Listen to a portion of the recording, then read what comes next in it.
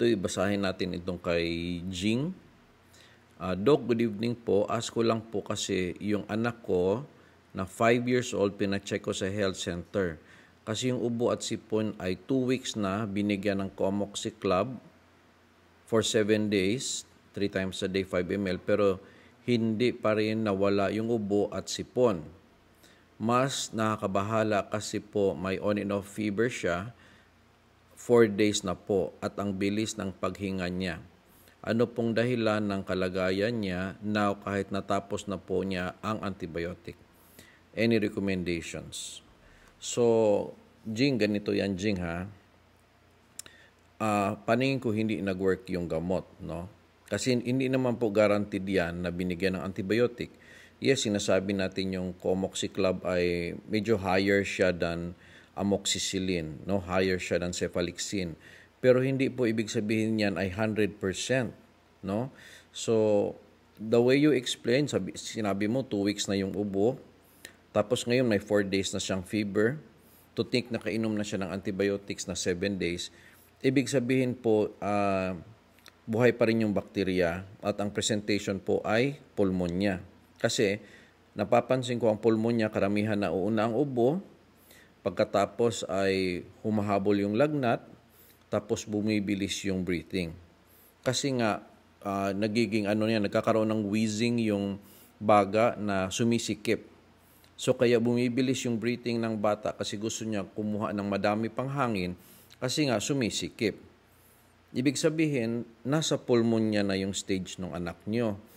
So actually nalalaman naman natin talaga pag inom pala ng antibiotics, in the third or fourth day, may idea na tayo kung nakaya ng gamot eh. Kasi kung nakaya ng gamot, dapat hindi na nilagnat.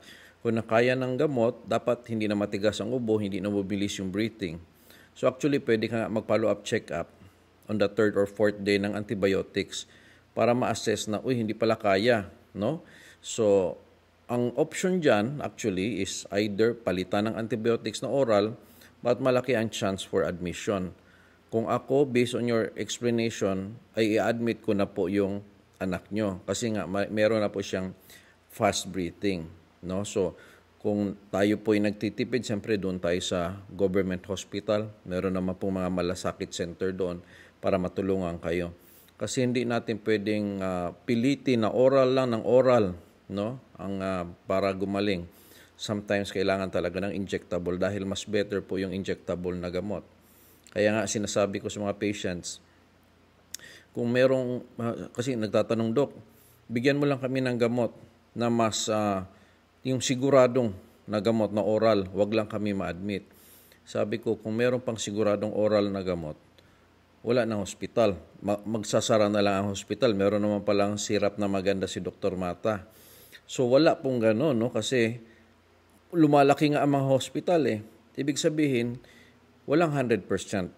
Sumusubok lang po tayo na uminom ng oral, pero hindi po yan 100% na siguradong gagaling.